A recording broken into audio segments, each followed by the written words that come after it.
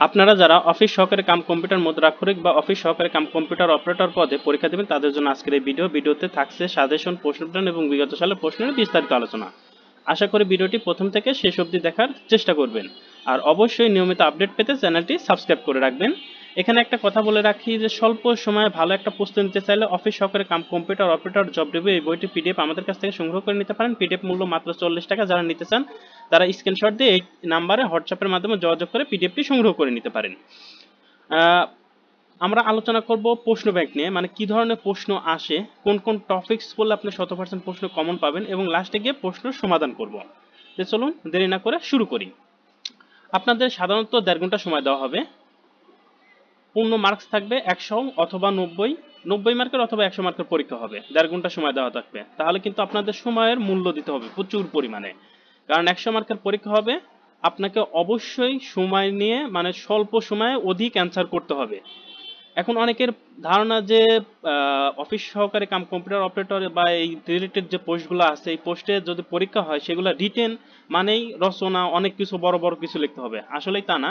আপনারা এখানে দেখেন যে বাংলা 30 মার্কের পরীক্ষা হয়েছিল, এর মধ্যে বাগধারা অর্থসহ লিখুন, বাগধারা থেকে 5 মার্কের আসছিল। সন্ধি বিচ্ছেদ করুন 5 মার্কের, ব্যাস বাক্য সহ সমাস নির্ণয় করুন 5 মার্কের, বানান শুদ্ধ করুন 5 মার্কের, এরপরে ভাব সম্প্রসারণ করুন 5 মার্কের। তাহলে 5-6টা প্রশ্ন ছিল 5 মার্কের করে, একদম সহজ প্রশ্নগুলা।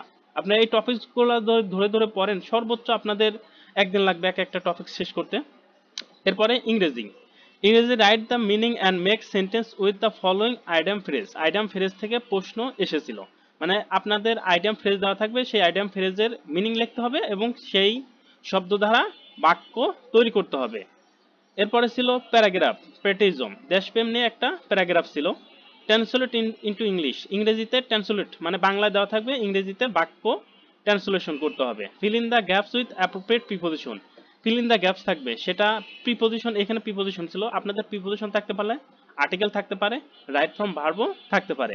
বাক্যগুলো দেওয়া থাকবে, মাঝখানে একটা গ্যাপ দেওয়া থাকবে, সেই গ্যাপে আপনাদের প্রিপোজিশন বসাতে হবে। এরপর আসি গণিত। গণিতে বীজগণিত থেকে প্রশ্ন আসবে, পাটিগণিত থেকে প্রশ্ন আসবে। বীজগণিতের ক্ষেত্রে আপনাদের ঐকিক নিয়ম, শতকরা, লাভ ক্ষতি, এগুলো একটু বেশি গুরুত্ব দিয়ে পড়বেন। এর সাথে আপনাদের অন্য যে প্রশ্ন আছে, আয়তক্ষেত্র, দুইটি সংখ্যা, এই প্রশ্নগুলো একটু বেশি গুরুত্ব দিবেন। আর পাটিগণিতের ক্ষেত্রে, বীজগণিতের ক্ষেত্রে আপনাদের নবম দশম শ্রেণীর এবং ক্লাস 8 না, নবম দশম শ্রেণীর যে তৃতীয় অধ্যায় আছে, এটা ভালো করে পড়ে গেলেই আপনি বীজগণিত 100% প্রশ্ন বীজগণিত কমন পাবেন।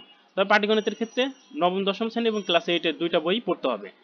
সাধারণ জ্ঞানের ক্ষেত্রে আহামরি কঠিন কোনো প্রশ্ন আসবে না, এক কথায় উত্তর। যেমন জাপান ও চীনের মুদ্রার নাম কি, এসডিজি এর লক্ষ্য ও সূচকের সংখ্যা লিখুন, একদম সহজ প্রশ্ন কিন্তু আসবে, এরকম প্রশ্নগুলো আসবে। এখন আমরা আলোচনা করব কোন কোন টপিকস আপনাদের পড়তে হবে, তারপরে আলোচনা করব প্রশ্ন সমাধান। আপনাদের পড়তে হবে বাংলার জন্য সন্ধি, বিপরীত শব্দ, সমাস, একতা প্রকাশ, বানান, বাগধারা, সমার্থক শব্দ, কারক, সাহিত্য, অনুচ্ছেদ, এই টপিকসগুলো পড়ে গেলে ইনশাল্লাহ 100% প্রশ্নে আপনি অ্যান্সার করে আসতে পারবেন। ইংরেজির জন্য item phrase, voice, gender, number, narration, changing sentence, translation, preposition, article, right form of verb এবং প্যারাগ্রাফ, এই টপিকসগুলো পড়লে ইনশাল্লাহ ইংরেজিতে যাই আসুক না কেন 100% অ্যান্সার করে আসতে পারবেন। গণিতের জন্য নবম শ্রেণীর গণিত এবং অষ্টম শ্রেণীর গণিত যদি পারেন A to Z শেষ করে যাবেন। পাটিগণিতের ক্ষেত্রে শতকরা, লাভ ক্ষতি, সুদ কষা, চৌবাচ্চা বা সুদ বিষয় গণিত, ট্রেন অথবা আয়তক্ষেত্র, এই বিষয়ের গণিতগুলো একটু বেশি থাকবে। আর বীজগণিতের ক্ষেত্রে উৎপাদকে বিশ্লেষণটাই বেশি থাকে, সেক্ষেত্রে আপনাদের ক্লাস 10 বা নবম শ্রেণীর যে তৃতীয় অধ্যায় গণিতগুলো আছে এইগুলো করে গেলেই হবে। 3.1 এবং 3.2 করে গেলেই এনাফ। সাধারণ জ্ঞানের ক্ষেত্রে বাংলাদেশের ইতিহাস, ঐতিহ্য এবং সাম্প্রতিক সাধারণ জ্ঞানগুলো পড়ে গেলেই হবে। আপনারা কোথায় থেকে পড়বেন, এই প্রশ্নটা অনেকেই করেন। আপনারা এখানে যে বইগুলো দেখছেন এইগুলো যদি আপনি যে কোনো লাইব্রেরি থেকে সংগ্রহ করতে পারেন, যে কোনো লাইব্রেরি থেকে সংগ্রহ করে নিয়ে পড়েন, 100% প্রশ্ন কম পাবেন। আর যদি লাইব্রেরি থেকে সংগ্রহ করার মতন অ্যাবিলিটি না থাকে, তাহলে আমাদের কাছ থেকে পিডিএফ সংগ্রহ করে নিতে পারেন। পিডিএফ এর মূল্য সবগুলো বইয়ের, এখানে যেগুলো বই দেখছেন সবগুলো বইয়ের পিডিএফ মূল্য 100 টাকা। যারা নিতে চান তারা স্ক্রিনশট দিয়ে এই নাম্বারে এই স্ক্রিনশটটা পাঠিয়ে দিবেন। আর একটা কথা যে আপনাদের মানে বইয়ের মূল্য কত, এটা আপনাদের লাইব্রেরিতে যোগাযোগ করে জানতে হবে। আমাদের কাছে কাগজের বই এই মুহূর্তে নেই, দিতেও পারবো না। আর এবার আসি প্রশ্ন সমাধান নিয়ে। যেমন বাগধারা ছিল, বাগধারা অহিনকুল সম্বন্ধন মানে ভীষণ শত্রুতা, এটা নিয়ে একটা বাক্য রচনা করতে হবে যে অহিনকুল সম্বন্ধন নিয়ে জীবনে বেশি দূর আগানো যায় না। ইতর বিশেষ মানে পার্থক্য, এটা নিয়ে একটা বাক্য তৈরি করতে হবে। ইতর বিশেষ মানুষ কখনোই সফল হতে পারে না, বা বেশি পার্থক্য সৃষ্টিকারী মানুষ বেশি সফল হতে পারে না। যাই হোক, কেউ কাটা মানে সামান্য, চক্রান্ন করা, সস্তা দর, ফোড়ন দেওয়া, টিপুনি কাটা, সন্ধি বিচ্ছেদ করুন, ষষ্ঠ, ষষ্ঠ প্লাস থ ষষ্ঠ, পরস্পর, পর প্লাস পর পরস্পর, সুচিন্তা, সৎ প্লাস চিন্তা সুচিন্তা, যাজ্ঞে, জাজ প্লাস নি যাজ্ঞি, পদ্ধতি, পদ প্লাস হতি পদ্ধতি। এক কথায় প্রকাশ, এক কথায় প্রকাশ, স্পর্শ করা যায় না যাও অতল স্পর্শী, যা ক্রমাগত রোদন করছে রোদোদ্যমান, যা ভবিষ্যৎ নেই ভেবেই কাজ করে, যে ভবিষ্যৎ না ভেবে কাজ করে তাকে ভবিষ্যৎ অবিভাষকারী বলে, যা পূর্বে শোনা যায়নি অশ্রুত পূর্ব, যা বংশ পরিচয় এবং স্বভাব কেউ জানে না অজ্ঞাত কুলশীল। সমাস নির্ণয় করুন। নরাধম, অধম যে নর, কর্মধারায় সমাস। সোমলব্ধ, সোম দ্বারা লব্ধ, তৃতীয় তৎপুরুষ সমাস। উপকণ্ঠ, কণ্ঠের সমীপে, অব্যয়ভাব সমাস। পঞ্চবটী, পঞ্চবটের সমাহার, দ্বিগু সমাস। অশ্রুত পূর্ব, পূর্বে অশ্রুত, সপ্তমী তৎপুরুষ সমাস। বানান শুদ্ধ করুন।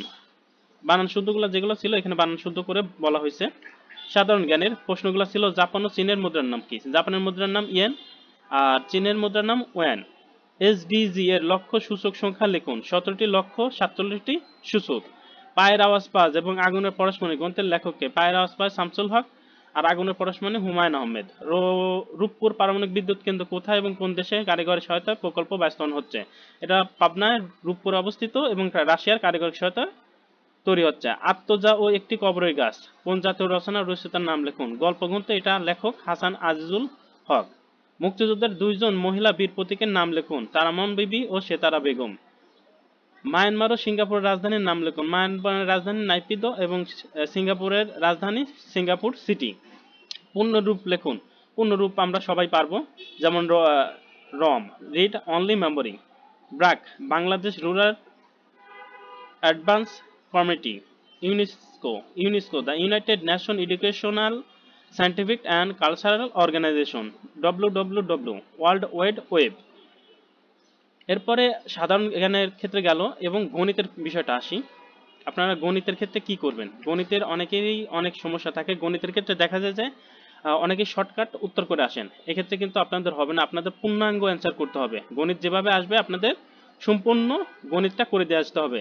আমরা যেভাবে ক্লাস মানে এসএসসি পরীক্ষায় ডিটেলস গণিত করে এসএসসির খাতায় উত্তর করছি, ঠিক সেভাবে করে আসবেন। সঠিক মানে সংক্ষিপ্ত উত্তর লিখলে বা শর্টকাট নিয়মে যদি গণিত করেন আপনি কিন্তু মার্কস পাবেন না। আজকের ভিডিও এখানেই শেষ করছি। সবার জন্য শুভকামনা রইল। সবাই সুস্থ থাকবেন, ভালো থাকবেন। আল্লাহ হাফেজ।